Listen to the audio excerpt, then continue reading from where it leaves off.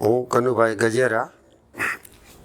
મને તાવ આવી ગયો હતો તારીખ 25થી સાંજે.